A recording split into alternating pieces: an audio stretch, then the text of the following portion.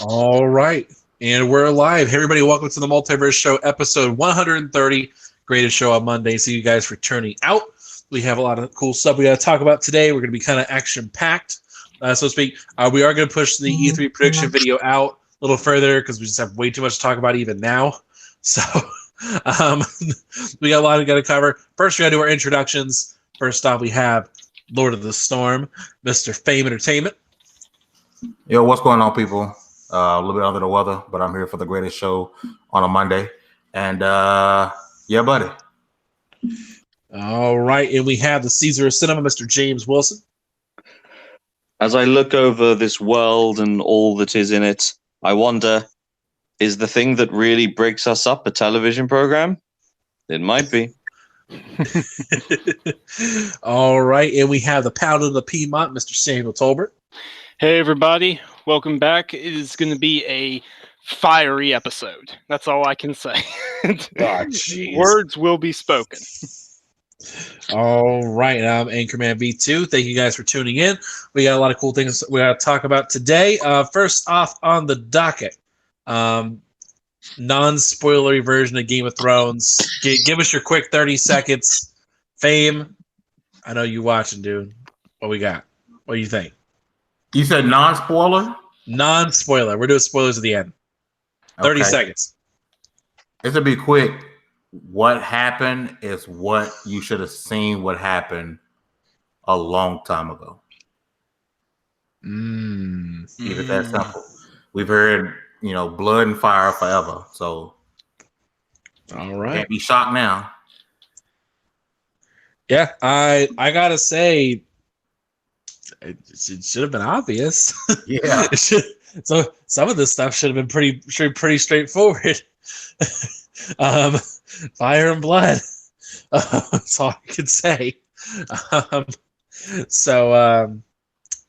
James. Great episode. I think a lot of people who are trashing the show are just looking for a retweet. Yeah. What do you think this is? Walking Dead? Yeah. So, all right, James. What do you think? When I watched it, I wasn't particularly on board with what was happening. However, in the day also thinking about it, I sort of agree with everything that happened. Well, yeah. there's nitpicking stuff, but overall, I'm just like, yeah. That's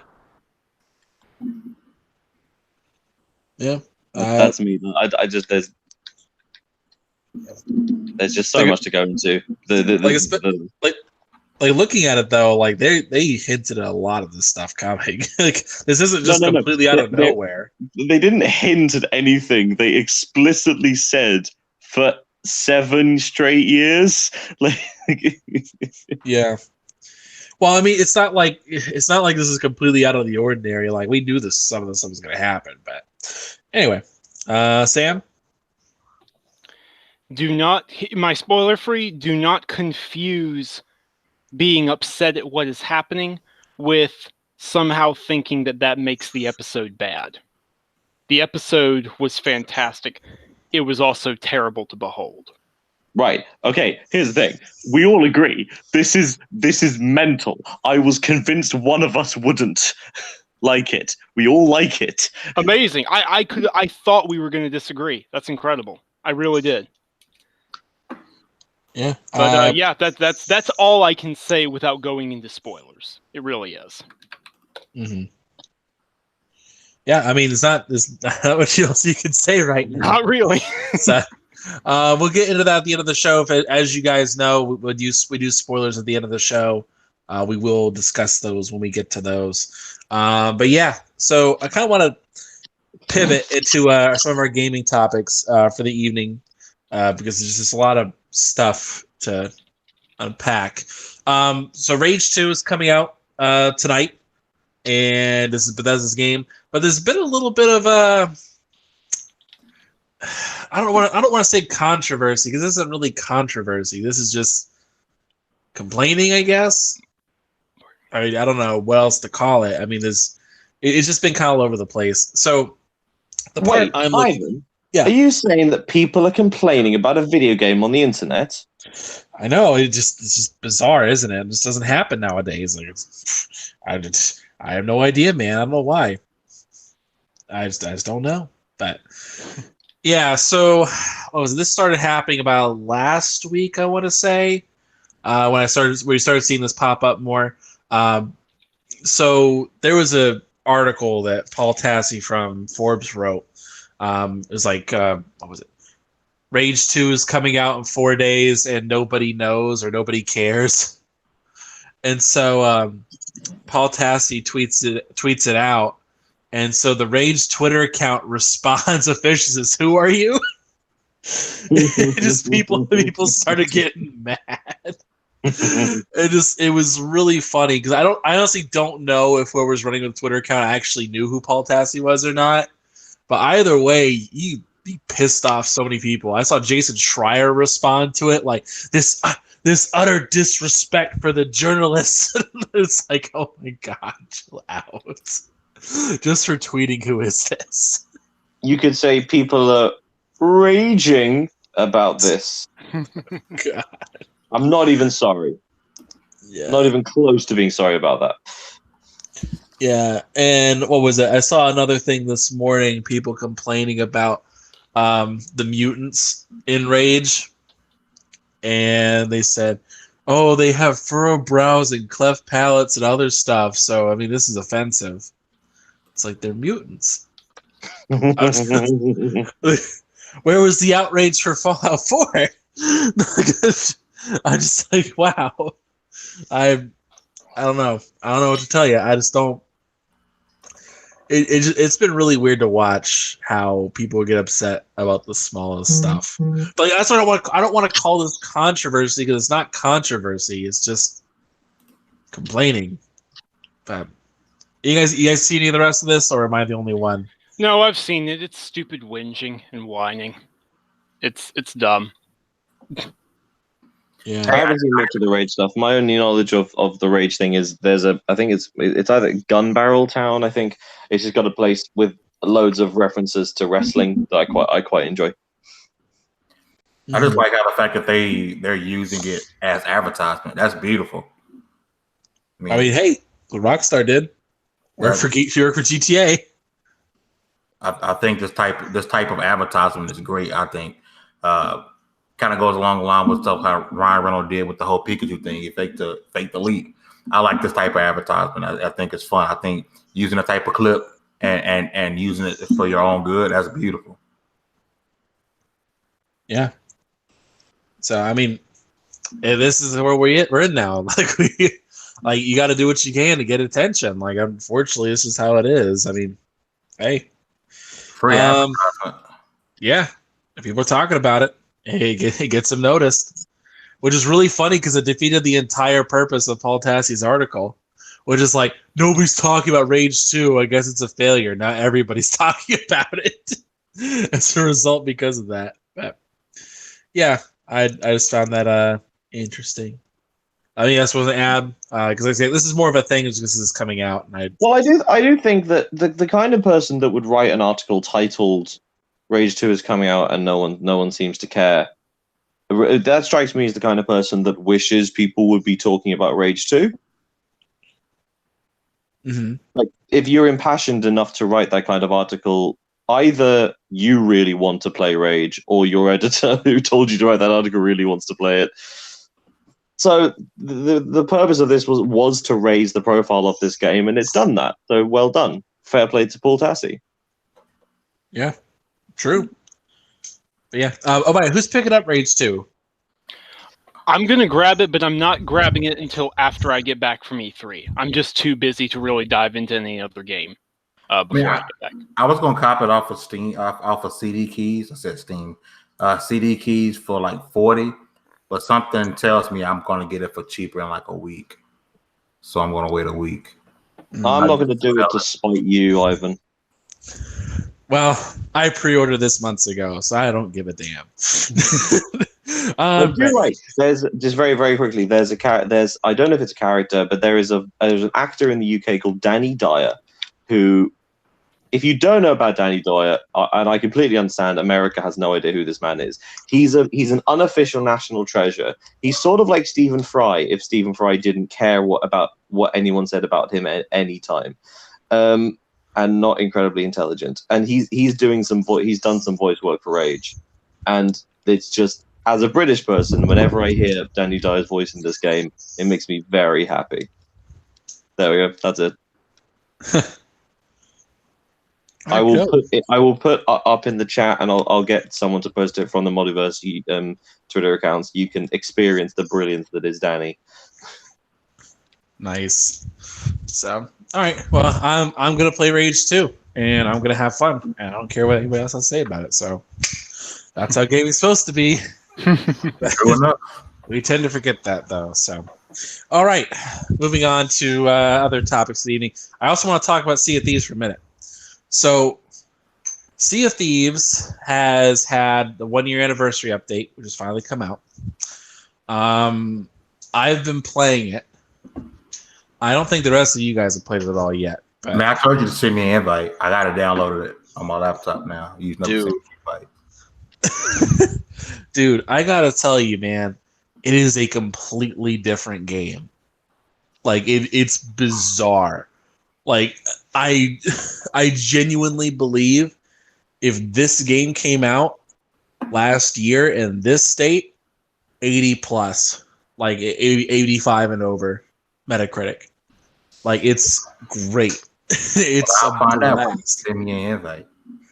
Yeah, I will. And like, because there's actual story missions now, like with voice acting and such. Like, there's actual stuff. They have fishing, with a new faction with the hunters, which has been great. It has completely neutralized certain aspects of the more asshole community of Sea of Thieves. It has neutralized them entirely. It's been a blast. They've added harpoon guns, which has been fun for making crazy drastic maneuvers last minute. What else is there they've done? Those are the ones they added in the update. They added the arena mode, which is actually pretty good. Like 20-minute matches, smaller maps. You can make good money doing it. It's pretty much guaranteed. And new mission types, new cargo, cooking. You can actually cook there's not just bananas to eat anymore. There's tons of stuff. And it has been way too much fun. And I have enjoyed every minute of it. Like, this game is amazing. Like, I honestly, like, this is like turnaround mode. But like, you know how No Man's Sky took 2 years to turn it around? Yeah. And they kind of like hit it the entire time. Like, the big updates that changed everything. This one was like, nah, you could see them building towards it. And it's pretty damn good. And so if you got Game Pass, go download Sea of Thieves. It is fun. It is a blast. It is a riot. Play with friends. So Nice. Next little bit. You mentioned No Man's Sky. I was going to say, is this like, is Sea of Thieves now better than what No Man's Sky is now? In terms of the updates and stuff, I would say it's better. Okay. Where the quality of life stuff is excellent. Where it's like, fishing really changed a lot, and I don't even mean that as a side thing. Like, it basically made it so all the little aesthetic markers you would see in the game actually were something you could do. Because you would see fish in the game, like, just swimming around, and like, no, now you can catch them. And there's trophy fish, and there's color varieties, and there's like, 10 different species of fish. And like, it's crazy. And then there's trophy variants of each of them, and it's over the top. And like, say they're only in certain areas, and they respond to certain bait. Certain conditions, like there's a stormfish you have to be in the middle of a storm to catch, which just imagine two of you, like, we have one guy who's holding the ship together, one guy patching holes, and two guys on the gangplanks just trying to fish. like just by themselves, and it's like we're being attacked. It's too late. They also had a new meat stuff. So if you kill like a shark, you can get shark meat. You kill a megalodon, you get megalodon meat. And same with kraken meat. And it's pretty crazy. It's a lot of fun.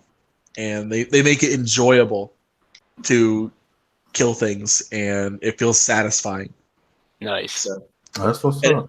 and it gives you a little more variety too in terms of what you can turn in. Like, you know how beforehand it was like, oh, only chests go here, only this goes here, and this goes here. Now you have a little more flexibility. While chests stay the same, they only go to gold hoarders. You can say if you get like a mermaid diamond, you can turn that into the gold hoarders, or you can turn it into the hunters.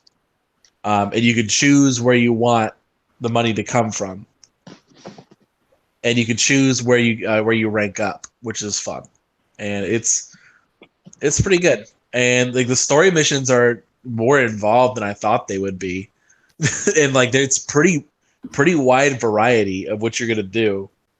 Sometimes it's like, okay, we're gonna hunt down this guy who's like on a ship somewhere with an armada. You take down the armada and take him out.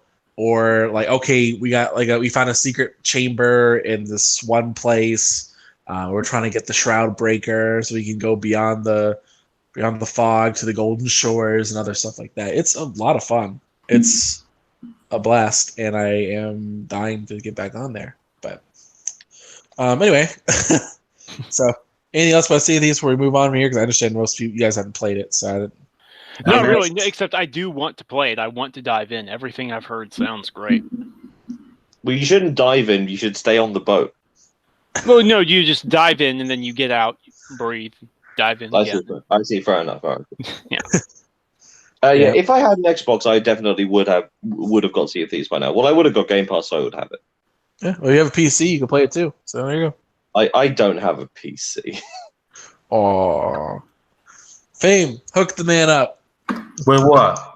You're the PC master race now. We got our representation quotas up. I am cool. I'm broke.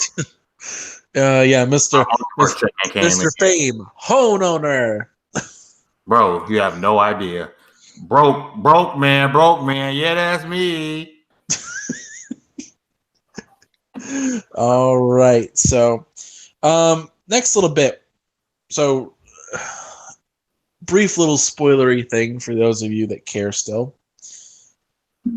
We're gonna be spoiling Avengers Endgame. Well, we're from allowed now to. on. Yeah, we're allowed to. It's been 2 full weeks. If you haven't seen it, that's your fault at this point. But beyond that, the Russo brothers have come out and have lifted the spoiler ban. Yeah, 2 weeks was what they gave. So 2 weeks. That's enough time for you to see the movie. If you haven't seen it by now, I'm sorry. And we're not going to be giving spoiler warnings going forward. So any spoiler can come at any time. Doesn't matter. You've been warned. This is it. We gave you a final notice last week. Now you got it now. So I kind of wanted to talk about where the future of the MCU is going. Okay. Because I kind of wanted it to just end. And I thought it would be like, okay, that would show restraint. If we ended it, we're done. We're not making any more. Which they're not going to do because now they got the Fox properties, and here we go. Now we're back at it again. So it doesn't mean too much in terms of stopping that. So, but the question I wanted to ask is, like, where do you think the MCU is going to go after Spider-Man? And I kind of wanted to get around to something because there was one thing I want to talk about last weekend, which let's talk about that now before I forget about it. So, Falcon's the new Captain America. Deal with it. Sorry. Which I will say we will let you guess at who was clapping. No, I will say I think they handled this much better in the movies than the comics. Because in the comics it was just kind of like, I guess, contrived. It was like, screw it. We'll just make Steve old and he'll just give it to Falcon. And Falcon's kind of an asshole. Well, in the comics, isn't it? It's Bucky, isn't it? It's the Winter Soldier. Well, no, that's a different thing. So at the end of Civil War, Cap turns himself in. He's walking up to the front to the court for the thing. He gets killed by Crossbones. He gets shot. It's over. And during that time where Cap was dead, Bucky took the mantle. Bucky took it. He wasn't given the mantle. But later on, like 5-6 years later, Captain America gave the mantle to Falcon. But like the thing was, Falcon was kind of a dick in the comics. He's always had weird writing. Like sometimes he was a good guy, and sometimes he was an asshole. He would fluctuate pretty hard depending on who was writing.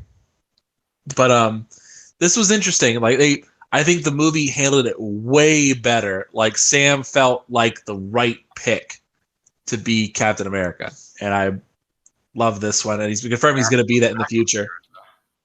So, but man, I'm really excited for that. I want to see that. Aren't they doing like a sub series with them? Falcon. Yeah, Falcon and Winter Soldier going to have a series on Disney Plus. Yeah, that alone makes me want to. Disney Plus is going to be amazing. I just gave it 6 months before it's no longer $8 and it's $15. Oh yeah, I agree with you on that. Because like think about all the Disney movies. No way. All the Marvel movies. Oh god. just imagine. It's gonna be crazy. Within a year it'll be $15. I almost guarantee it. Yeah. Ugh. This is gonna be interesting. We're gonna have to figure out how to do the double dip for people. Yeah, we're gonna have to you have HBO and you have Disney Plus and you have Netflix. I used to do that for years. We got over that. So, but yeah, I kind of wanted to talk about where you think the MCU is going to go. I'll let you guys jump in first because I have a theory, but I want to kind of save that for a little bit.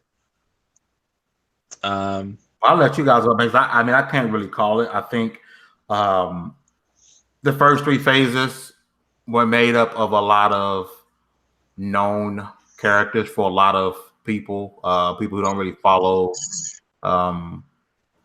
comics or even older cartoons for that matter. I think phase 4 is I think of course they're gonna do it right, but I think it's gonna be a lot of people. Like most people don't know about the Eternals and so on and so forth. So I think there's gonna be a lot of storytelling at the very beginning of phase 4 because you have to educate the masses on who these people are. I mean, yeah, you did origin stories for Iron Man or Thor, but who didn't know who even if you didn't read comics or watch the cartoons as a kid, you knew who Iron Man, Thor was. You know who Spider-Man is. You just know. That's like every mom calls every game console a Nintendo because every mom knows Nintendo. You kind of know who these characters are. So I think the beginning of phase 4 is going to be a lot of storytelling, and I think we'll have a bigger build up to its climax than we did in phase 1 through 3. In my opinion, I'll counteract that, mate. I had never, for me, Thor was a god of thunder, and the idea of him being a Marvel character was bizarre. So when I heard that they were making a Thor movie, I didn't know until when I watched it that it was part of the MCU. And you Iron saw Man, Kenneth Branagh, you were like, I'm sold. I had never heard of Iron Man before the film came out. really? Then again, I was. He's a young boy. He's a young boy, Fame. Yeah, Give him a break. I was 12 when the first Iron Man came out. So you never watched like the animated series, or no? You Nope. I watched the animated series, which, by the way, for the group here, what was the best '90s intro? Oh, it's the na. No, Yes, it's X-Men. no, it's not X-Men. That is false Easily. heresy. No, it's Spider-Man. Yes, it is. Thank you. Spider-Man. Oh, the Spider-Man intro, man, that got me pumped as a kid. That was so good. So good. Oh my god. Yeah. So the only Marvel superheroes that I knew going into when the MCU was established was Spider-Man, X-Men, and Blade. So only the ones that have been made into feature films. Spider-Man, X-Men, and Blade. My guy. You grew up in the wrong era. We had some of the greatest cartoons, man. I just didn't watch. I watch cartoons. But like I just didn't. You know, Iron Man wasn't any cartoons that I knew of, at least not in the UK. Yeah, he was in the when Fox controlled the animation stuff, when they controlled it. Like it's okay, so it's crazy actually. There's a great little documentary that came out, I want to say last year. But I don't want to call it a documentary, it's more like a featurette really. Where they talked about how much freedom specifically the Spider-Man show had with characters. They were told, do whatever the hell you want. And so they just picked characters. Ghost Rider, Fantastic Four tie-ins. They're like Madam Web. Like just throw in everybody. Like they could do anything they wanted. They had total freedom. And because nobody had other rights to characters. Because it was like, all right, just pick somebody. It'll be okay. And so for them, like they had so much ability and so much freedom to do whatever they wanted with any character. It was nuts. So it's actually pretty amazing. If you go back and watch it, I know it was on Netflix for a little bit. If it ever comes back on there, watch it. Like it's really good. Like eerily good. For what it is. Like it's pretty crazy. But anyway, back to the initial part. Where do you think the MCU is going to go from here now that, James, you've grown up with it? Where do you think the MCU is going to go? My knowledge, since like doing film journalism and this stuff, that what makes sense to me is that to go more cosmic and sort of double down on the thing that people seem to really, really enjoy, which is the Guardians of the Galaxy, using that starting point, using them as like the linchpin to just go beyond. I've read Secret Wars, so I think if you're going to do something, that's a pretty good one to adapt if for a long term.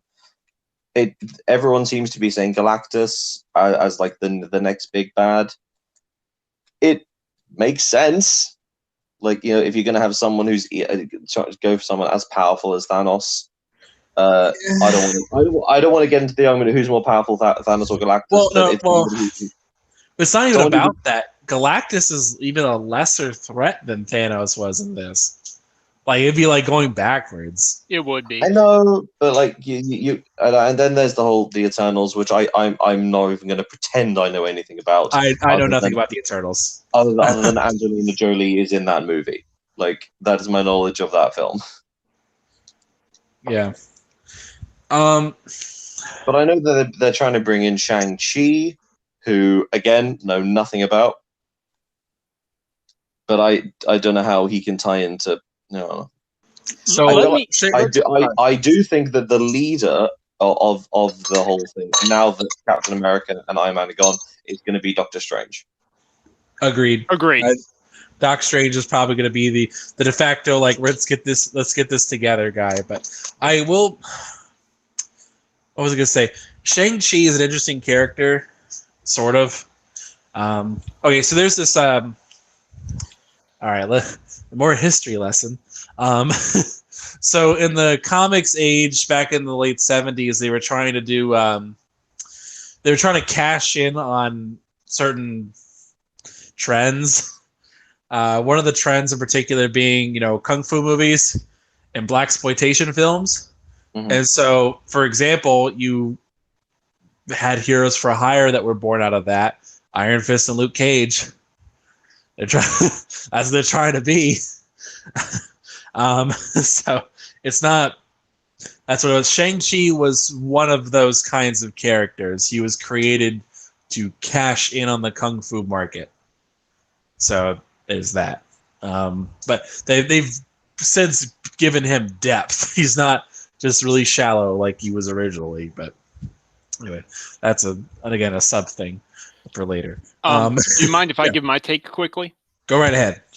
Okay, I've got what is very likely the unpopular take. I don't think they need to build towards anything necessarily. I think they should do what happened with the very first Avengers film, which is have some possibilities being thrown out there, but contingencies in case those things don't work together. I don't want to see a lot of hints towards the next big thing in Far From Home. I just want it to be dealing with, open spoilers, Peter and how emotionally shattered he is after Tony Stark's death.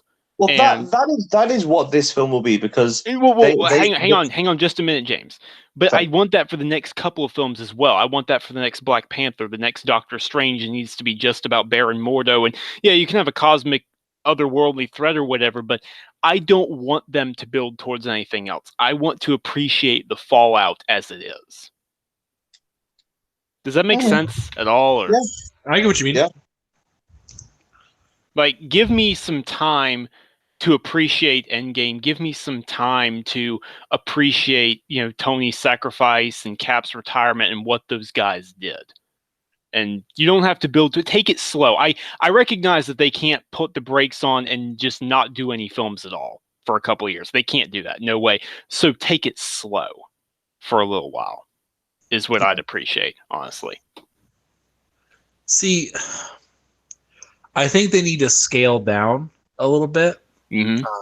I mean, if they are going to continue this, I think they need to scale down, not necessarily the stakes, but I think it needs to be like, doesn't need to be some cosmic threat. Because now we're living in a world that's had superheroes for a while, and has the opportunity. I think we really do need to build up the Earth-based supervillains. Mm-hmm. Because we don't have a ton ultimately. We have people who are like, quote, bad, but we don't have a lot of Earth-based supervillains who are reoccurring. Right. Like, we had Zemo. Where's he been? Yeah. I mean, Loki, but he's not Earth-based. So, but we just don't have a lot of people floating around anymore, and I think we need to have those kinds of characters again. I've heard some ideas of what people can do, and I like some of them. I'm not going to get into a lot of them because I don't think it's important. But I do think where they need to go is Doctor Doom, where it's a Earth-based supervillain who is more conniving, and maybe even have somebody kind of like a Justin Hammer kind of position where it was like living under someone else's shadow and that person's gone. Like, I imagine like Doom with Tony being gone, people would be like, oh, you're not as smart as Tony.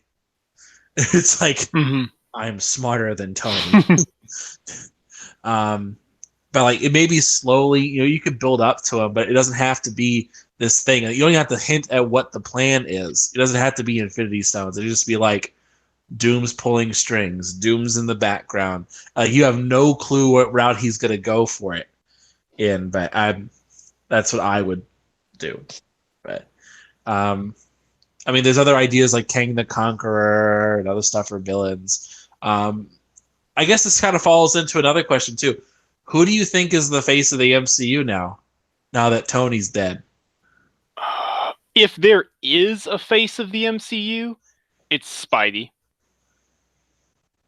But I don't know how long he's going to be around. Good I question. don't know how long Sony are going to let him play. That's a good question. Yeah, I don't know. Because if we're going to keep somebody, it's got to be somebody Earth-based. I mean, they're all Earth-based. I mean, I can't name me a reason why Thor and Guardians of the Galaxy can't be the big draw. I'm all for it. Well, that's a big draw, but it's more like the face. A leading. Oh yeah, you're right. You've got to be someone leading the Avengers on Earth. Yeah. It's Spider-Man. They're obviously grooming him to be that lead. It makes sense for him to be him. I mean, it's kind of. I don't think Sony is dumb. Sony isn't dumb enough to snatch him away and start doing their own thing again. I think they realize that they can make a crap ton of more money with him being in the MCU than not.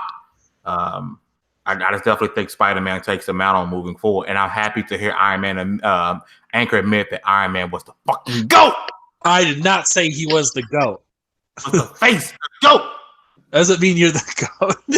He was the goat, dude. He was the goat. You will have a way easier time with us if you just bury that hatchet, admit you're wrong, and move on. Captain America forever. Oh, Iron Man was way better than Captain America. Didn't die. No, he just abandoned Bucky.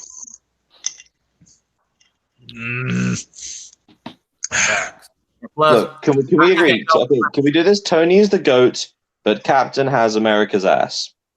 I think I go with the fact that, for instance, Anchor, me and Sam killed your parents, and then we come jump you for it. You never let that go. Which actually, by the way, that's actually a really cool idea I wanted to bring up for a minute.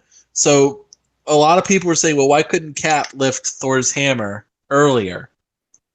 And one of the theories that popped up was because he didn't tell Tony about the fact he knew Bucky killed his parents. He was hiding something. So that was the reason why he wasn't worthy to do it, because he was hiding information. I can buy it. For it. Yeah. So I was like, interesting. It's interesting. I don't think he knew at that point. I mean, I love Captain Black America. I mean, he's cool now, but the other one, forget him. I wanted to bring up another thing too. It's been fun, like kind of going back and like watching other movies, seeing how they build towards it. Mordo was right. So people don't remember this. So in Doctor Strange, you guys remember Baron Mordo? Of course. Yeah. And Baron Mordo's entire point was, you can't always break the rules. Mm-hmm. You can't do it. Like there's not, and like so Doctor Strange's like, oh, you don't have imagination, and he's like, no, that's just how it is. And so people just took it as like, oh well, that's being narrow-minded.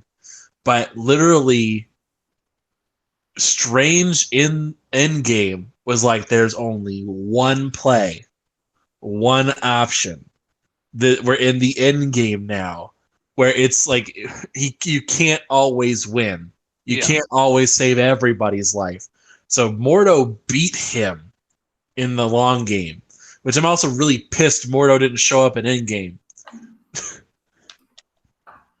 I feel, he's going to play a big role in the next Doctor Strange, though. He better play a big role. He's got to. So, because I walked away at the end of that movie saying, like, he was right. Like, everything. Like, I walked away like, damn, that's it. He has it. That's me. I didn't get to see it. All right. So one last question about the MCU before we roll out to a different topic to get to our Game of Thrones spoilers. If you could see one character they haven't already brought to the MCU, who would you see them bring? Ooh. Any character. Even Batman. No. Wow. Wasn't You ready for that know one. what? I know it's a really obvious answer, but it just he would work so well in that world. It's Deadpool. That'd be fun. You know what? Gambit. I'm so sick of them not giving us a Gambit and putting respect on Gambit's name. Give me Gambit. The Gambit movie will never happen. Yeah, I know it won't. There's a curse on that thing. I know it won't. But I want the character. I know we got a small bit of him in the Wolverine movie, but I want a full blown. Wait. What movie? It was Wolverine Origins. Well, yeah, Wolverine Origins. We had I've never heard Gambit of was this in movie. there. I don't think this movie happened. Yeah, it happened. It did. Will.i.am was in it, and I forgot the guy who played Gambit. What, William from the Black Eyed Peas? Yes. I refuse to call him the other thing. Anyway, You've never seen that movie for real? I'm kidding. I just tried to forget it. Oh. I saw the movie. Like it was so weird because I watched the movie. Like I had no investment in it because the movie started like halfway through the beginning Flash scene, where he's like, and the movie starts with him stabbing his father. That's like, it was a black screen. It's Wolverine stabbing his father. We're like, wait, what? Like, we're very confused. And they were like, yeah, sorry, our bad. Here's free tickets to any movie you want later. So we're like, all right, we're cool. So I was like, I basically didn't pay for it. I want them to put some respect on Gambit's name. That's all I want. Yeah. Dude is a beast. Mine's Fantastic Four.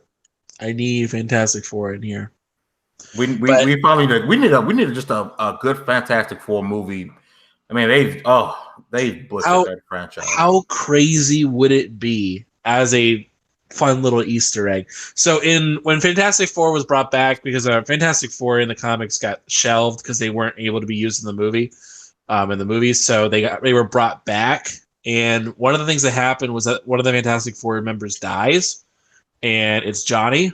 Johnny dies, but they bring back an older version of Johnny from an alternate timeline back into it. How crazy would it be if they make a Fantastic Four movie and they, like, maybe 2 or 3 movies down the line, their Johnny Storm dies, they go to a different reality, get a different Johnny Storm, and it's Chris Evans. Oh, it's the best. It's the only way to do it. Like, that would be such a crazy thing to see. I still say one of the, and well, in my opinion, one of the most not talked about little Easter eggs was Captain America going to Wakanda. That's not really an Easter egg in a way. Kind of, you got like put the things together because he was the original Johnny Storm in the movies, and Fantastic Four were the first people to go out that went Wakanda. Okay, I see what you're talking about. Bit of a stretch, but I'll allow it. That's a real stretch, but okay. It works. Bit of a stretch, but I'll allow it. Okay. Anything else before we move on? Or we go, James, who do you want to see the Mad? Oh, I told you, Deadpool. Deadpool, Sam. It's boring, it's rote, but a Fantastic Four, Doctor Doom. Like, I want to see that. I want to see an actual really good take on that. Yep. All right. Faye, did you say yours or no? Yeah, Gambit. Gambit. Yep, that's what it was. Sorry, we got distracted by the Wolverine thing. I was like, oh yeah, that movie. I would like to very quickly talk about, I don't know if we're planning to go on to Game of Thrones spoilers. I want to talk about Detective Pikachu. So good. Yeah, good idea to bring that up. Because I haven't seen it yet. But we have undoubtedly the best video game movie ever made. Yep. It's not even close. Because what they've done is they've adapted the idea of this video game and not the game itself. Uh-huh. You know how every video game movie... That's where you're wrong. It's Pokemon Dungeon. Sure. You know how every video game Pokemon Dungeon prequel. There is that obligatory scene where someone like explains a thing that everyone knows. Like, there's none of that. In this film, they literally open with, "Hey, Pokemon are fun," and then the film begins. Like, that's it. There's no explanation as to what Pokemon are, why they exist, why they work with humans. It's just Pokemon exist and they're nice. The film itself is pretty standard, but what they do in terms of like the human Pokemon relations is just brilliant. And the design of all of the Pokemon, and I mean all of them, they're all perfect. It's not going to win any awards. It's not going to destroy any box office records. This film, if you have kids or family or young family members, this is the perfect film to take them to. So I imagine, Fame, you took your kids to watch it. Yep. They had probably had a whale of a time going, "Pikachu's adorable," because he is. And my daughter went in her Pikachu onesie, and it was the cutest thing ever. And I will say this: this is the new standard. We can't go back to an animated Pokemon movie. I'm sorry, we can't. This is the standard. This is the new standard. I'm sorry. The detail of each Pokemon was perfect. This is the standard moving forward. We can't go back to animated after this. We can't. Well, you can, but animated. No more animated movies. Yeah, no more. Yeah, that's what I mean. The movies, like those are the Pokemon movie, and they actually focused on like trainers and stuff like that. Like this, how it has to be. This level of CGI, like it has to be. I mean, it was just so well. Every Pokemon, every detail was so well done.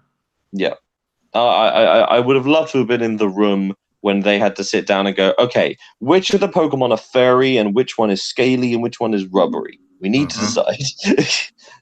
And when they got to Mr. Mime, they all went, "Oh man, what do we do?" And a lot of times it's perfect. I mean, you had Jigglypuff and singing people to sleep. I mean, it was. I mean, they did Mewtwo. Mewtwo was just absolutely godlike. It was perfect, man. It was. It really shows that I saw the film and there were 40 people in the room when I watched it. I'm probably the middle ground. As I know enough about Pokemon to hold a conversation about it. So I'm right in the middle. There are people who are in there with like fully grown people in onesies, like having the time of their lives, who they're finally seeing the Pokemon movie they deserve. This was our movie. There were people in there who had never seen anything of Pokemon who were there reviewing it, and I talked to them after, and I said, "What do you understand about the world?" And they said, "Obviously, I didn't get everything because I've never played any of the games or watched any of the TV series, but from understanding that Pokemon and humans coexist." Like what is a cute Pokemon and what isn't. And I just think this film it's very good. I mean, the plot.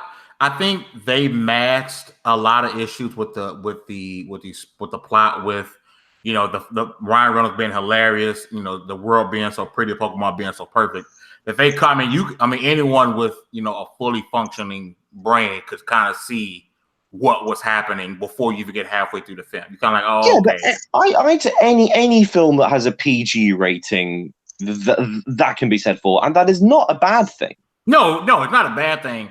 I just think that if it wasn't so perfectly done in other areas, it would be more of an issue. But you're so captivated, like me. I grew up with Pokemon, right? So I'm so captivated by oh snap, look at that freaking Bulbasaur, like that's perfect. Like seeing that, and like it overshadowed everything, and the acting could have been a little better. But Ryan Reynolds being Ryan Reynolds and the Pokemon being so perfect, and them just going into detail with everything, made me overlook a lot of the stuff that I probably would have critiqued in other movies. So yeah, overall, like the majority of the reviews on Pikachu have been overwhelmingly positive. Again, they're not having been like 8 or 9s out of 10s, but they have been respectable, good, solid reviews. And this is a very good and well-made film. I want to congratulate the filmmakers for actually finally making a good video game movie. Well done.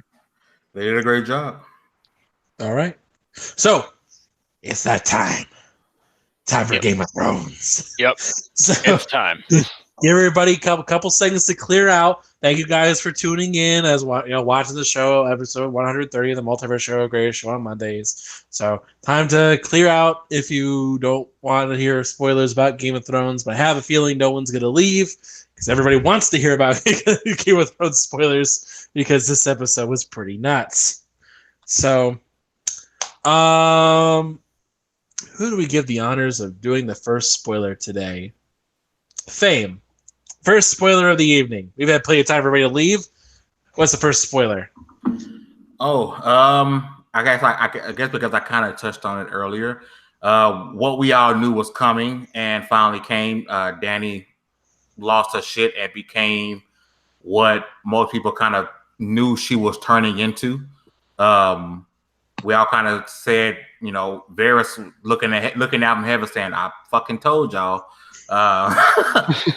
I think what really set like this creepy mood was when Varys was killed, and the way she said Dracarys, it was just like so nonchalant, like Dracarys. Like there was no fire behind, no passion. It was just like so easy for her, like to give the kill order.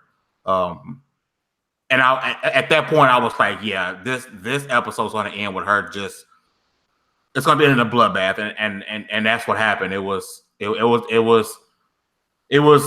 I expected. I didn't think they would go that overboard. I think it sets up perfectly for Arya to kill her, because she was hell bent on killing the queen. It's not going to be the queen she thought she was killing. But I don't want to keep going on. Let other people talk. But yeah, I mean, I think when Varys died, it kind of set the tone because she was just so. She lost her shit already. It was done. She was killing everybody. Yeah, I just want to. I'll take over from there. Yeah, because we all mostly agree on we all quite like this episode and the things that they did seemingly we all agree. I wanted to quickly point out for everyone who's saying, "Oh, this is so against her character." No, it's not. No, it's not. It's really not. The first major thing that Daenerys did was watch her brother die, and what was her reaction? Calm resolve. Well, what was her first thing she said to Tyrion? Is like, I'm not gonna become a spoke on the wheel. I'm gonna break the wheel. That is breaking the wheel, ladies and gentlemen. What did she talk about this entire time? Razing cities to the ground. That's what she's done. She has been saying that she's going to be doing this for years. And how I'm sorry that that some people who have Daenerys tattooed on them have to go and get it covered up. But even worse, the people who name their kids Khaleesi. Oh yeah. I mean, heck, at this point, I'd just be proud of it. Just roll with it. Yeah, you can't. You can't go back now. I mean, don't mess with my point, child. Oh, you're gonna mess with her? I mean, she's still an incredible character, and you can still, work with it. It's just, I mean, but you're right. You're right, James. I mean, I can't. It's shocking to see people be so. This is terrible writing. Why would you take such a strong, powerful, I'm every woman type of character and make her to some, warlock or whatever? I think those are the people who just refuse to pay attention to what's been happening for the past, 4 seasons. It's 8 seasons. Yeah. Like the whole thing with her is literally they've been talking about this the entire time. I was talking about Sam about this morning. I was saying, hey, Bran says a dragon's going to fly over King's Landing. In season 2, they show a vision of Daenerys walking through King's Landing in rubble and ash. Yeah. You know what shocked me though, and I still would like for some type of explanation. I understand the Unsullied once Daenerys, started burning shit to the ground. I can understand the Unsullied following Grey Worm, but the Northmen were just as ruthless, and you wouldn't think they were. I mean, why wouldn't they? For years and years, for the better part of a decade now, they have been spat upon by the Lannisters and the Southrons. True. They were the ones who fought the dead. They were the ones who, there's not a northern family, great or small, that didn't lose someone or knows someone who lost someone at the Red Wedding. And they're tired of it. They see a chance for vengeance, they're going to take it. I just figured because, they all have so much, respect for Jon, and I just didn't see him having to kill his own people, to kind of get them to cease fire. I just didn't see that. I mean, Sully, yeah. I mean, Grey Worm. I have Grey Worm lost Bay. He lost Bay, and I can see him losing his shit. That's fine. I just expect everybody else to. I mean, and the Dothraki, of course, that's what they do. That's how those Dothraki gonna Dothraki. Just let him roll. That's just kill and rape everyone.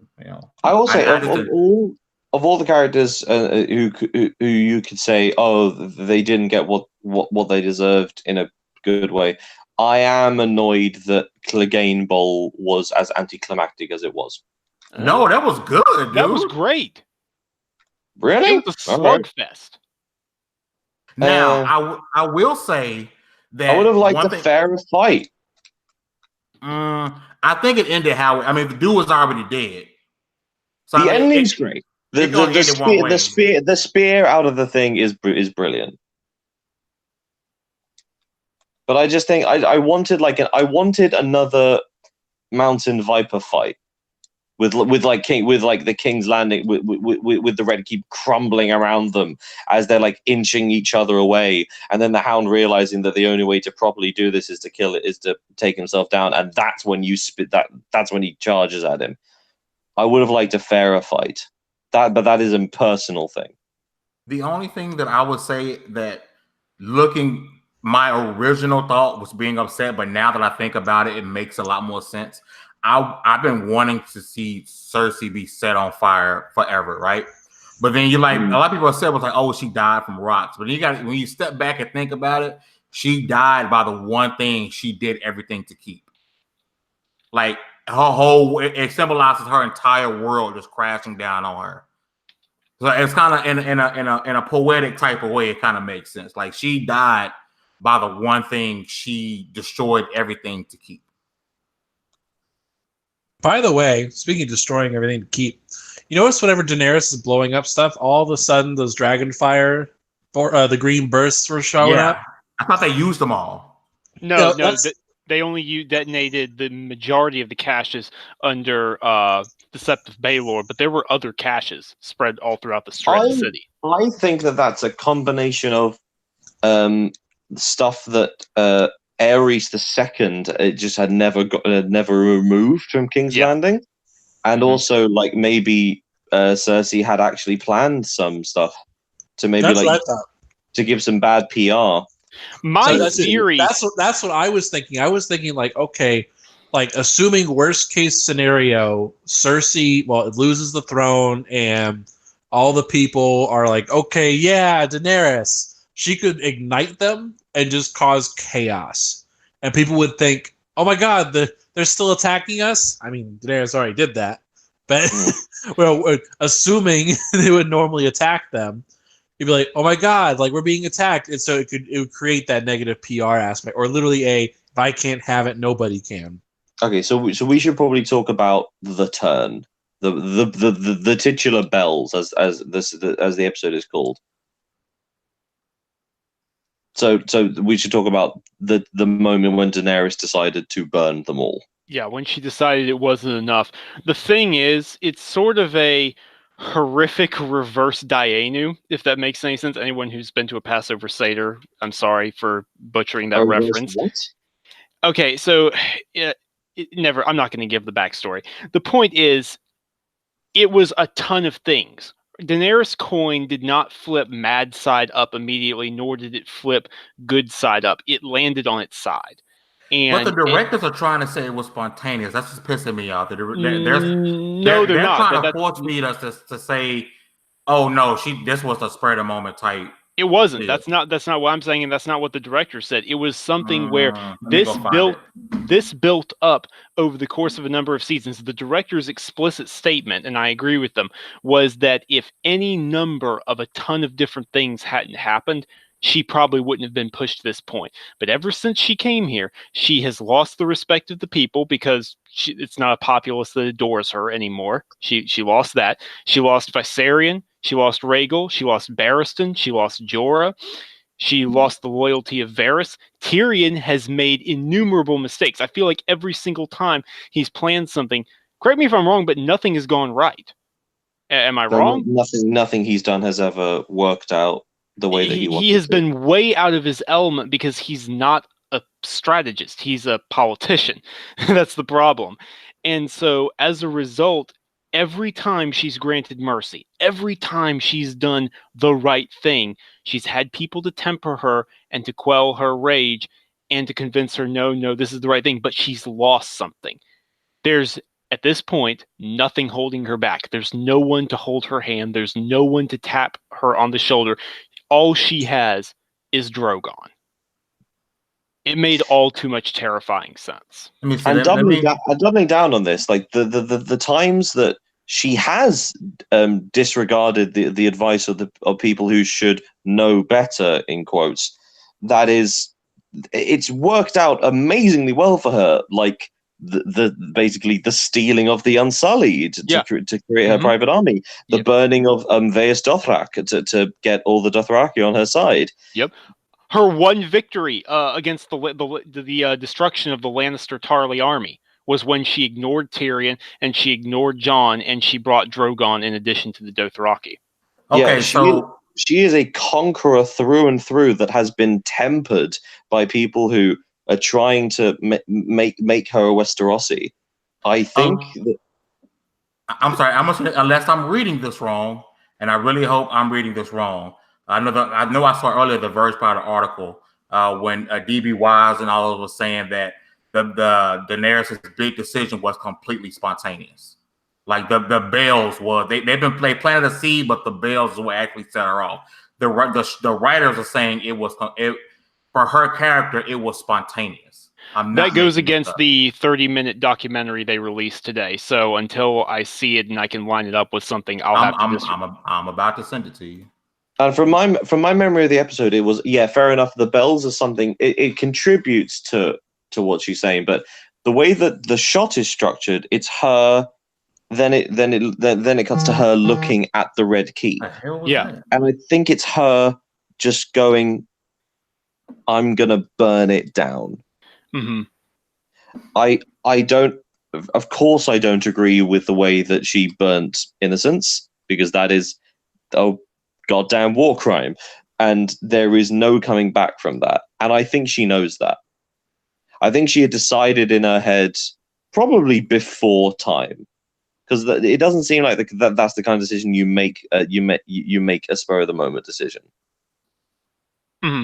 Okay, so looking at this article, Fame, I think you're misunderstanding what spur of the moment means. It's spur of the moment as in, no, she wasn't planning to secretly burn them all along. No, It she was didn't. just She didn't plan this ahead of time. in Like, that moment, she decided, no, okay, so I'm misinterpreting what you meant by spur of the moment, but that doesn't Yeah. mean this was just her suddenly losing her mind. No. either. I've said from Yeah. the beginning she's been slowly losing her shit.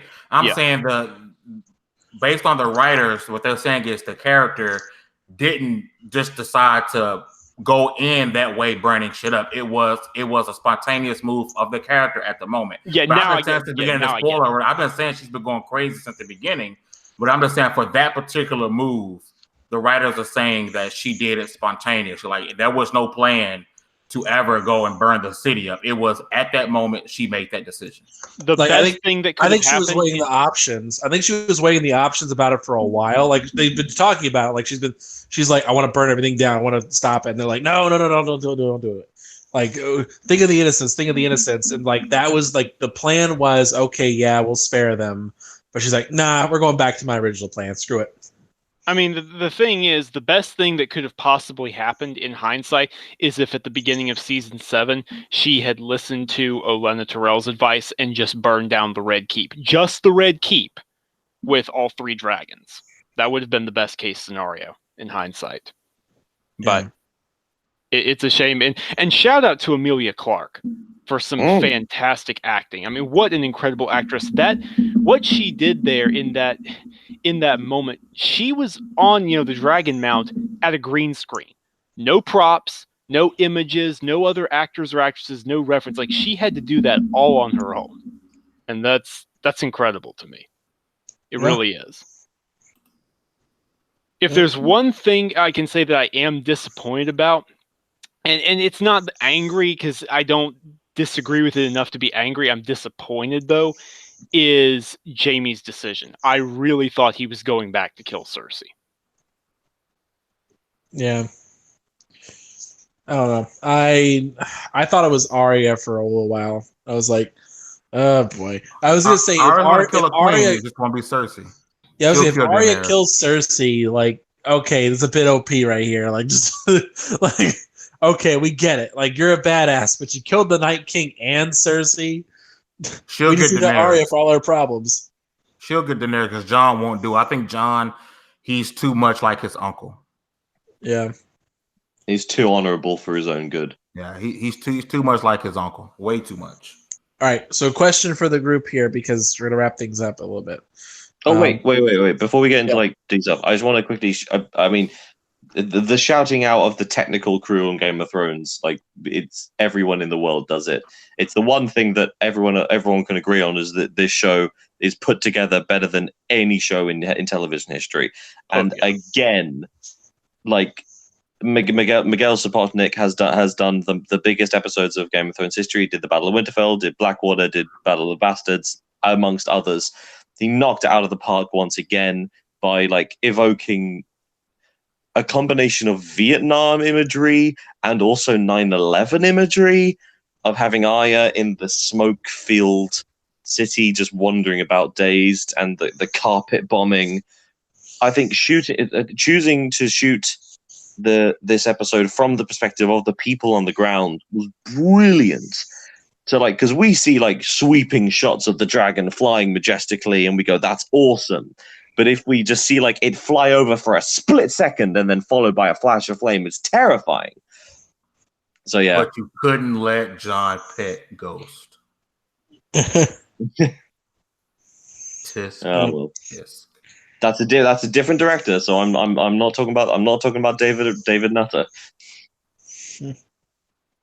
Okay, so question for the group. Now we have one episode left.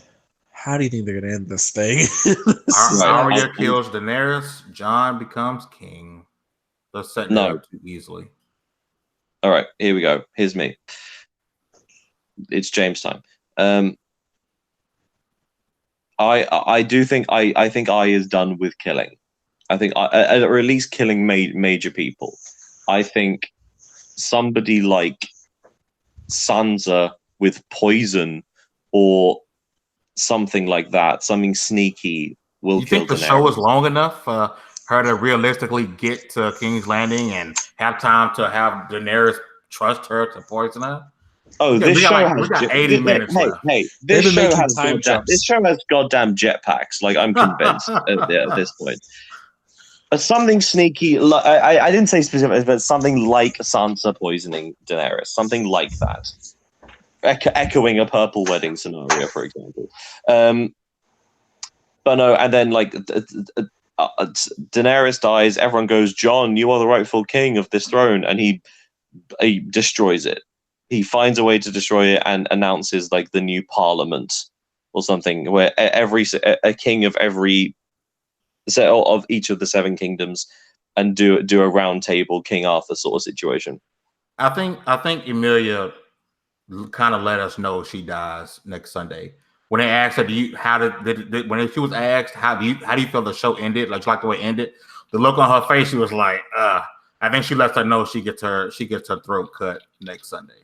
Like her face was like, yeah, best season ever. Like she kind of tells us she gets murdered. Her character gets killed at the end of the show. In my opinion, that's how I interpreted it. For me, I mean, I just can't see how Daenerys is going to take the throne. I just can't see it.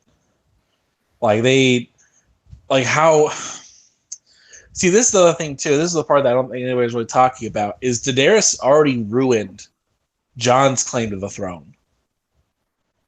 And what I mean by that is, imagine you're the townsfolk, and you're some of the guys at the Red Keep.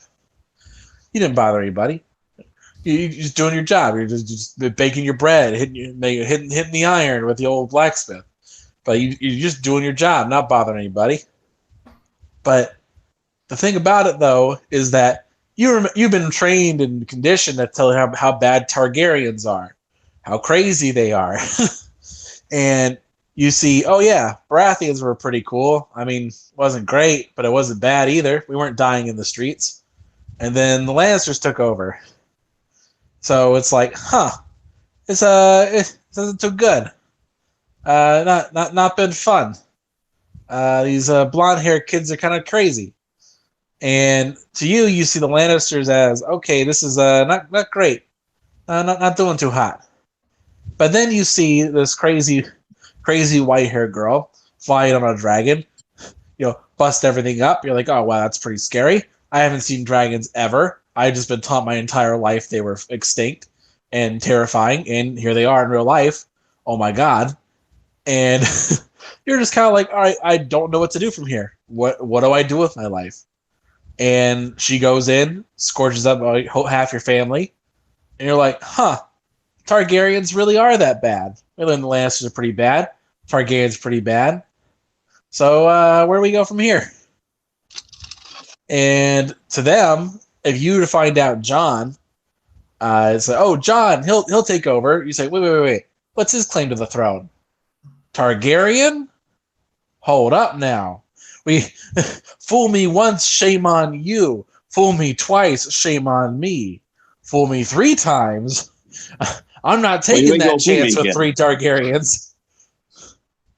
And so it's like, we learned from the Mad King. This crazy girl flew in and burnt up innocent civilians. I'm not particularly thrilled by this. And Jon, I mean, I've heard stories of the guy. Sounds pretty cool, but do I really want to take that risk? Ivan, 1 second.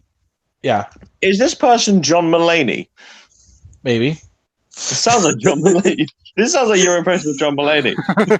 Hey, I've heard of Targaryens. They don't seem like the nicest of fellows. Like, I think someone may have mentioned this before, but just wild thought here, left field. I'm a stretch. Yes, I know I'll be stretching stuff, but Daenerys dies. Jon doesn't want the throne. Bronn shows back up and tells Tyrion, "You owe me a castle," and Bronn is the king. Season over. I'd give them props for their cojones doing that. Tyrion owes Bronn a castle. Here, King's Landing. Even better. Have it so Bronn was never even there. You're just like, Bronn, you're the new king. you're the ruler of King's Landing. Really? And it's all destroyed. But yeah, I look at that and it's like, okay, if you're just innocent townsfolk, Targaryen's been nothing but trouble. Like, how can you trust that? The only other person who has a legit claim to the throne is a Baratheon. And gee, there aren't any Baratheons left. Oh wait, yeah, there are. Gendry. Gendry's been doing nothing but sitting back. He ain't bothering anybody. He could literally be the builder king. Like where his father was lazy, didn't do anything, but he also didn't start anything either. You got Gendry, who is a blacksmith. He could be the forge king. He like rebuild King's Landing to its rightful glory and all this kind of stuff. And you could make the show come around full circle. Where it's Jon goes off to the north, not going to bother anybody. He could be some kind of like hero, do whatever. He's the next Ned Stark, and Gendry is the king, and we're back to season 1. Yep, pretty much. But Gendry being the king would be like, all right, you're actually semi-qualified, sort of. I like you can that. relate to the people. The whole show coming full circle. I like it. What do you think? Gendry becomes king, and he names Jon as his hand. Possibly could do it. Jon might even say yes. Who knows? I think Jon will make the world think his name is Jon Stark. I agree with that. I don't see him embracing the Targaryen side of things. Yeah, especially after this. I honestly, it wouldn't even surprise me if like he gets legitimized or not. Either way, I think he could go north and like chill with Tormund and Ghost. Have a quiet life. Hey, the Adventures of Tormund, Jon, and Ghost. I'd watch it. Yeah, I'll do it. Adventures of the Ginger Crow. But yeah, it could. I really think that now they are setting it up so it's going to be. We're going to come full circle, be back where we are. But one key difference is that this time, Jon will be such a powerhouse in terms of his reputation and his prestige that anyone he picks as the king will be legitimate, and no one will even dare fight it. So, I think it also fits in the other theme is that being a bastard doesn't mean you're illegitimate. Because being a bastard, like every bastard on the show has, like you said before, Sam, like has risen above their station. Yep.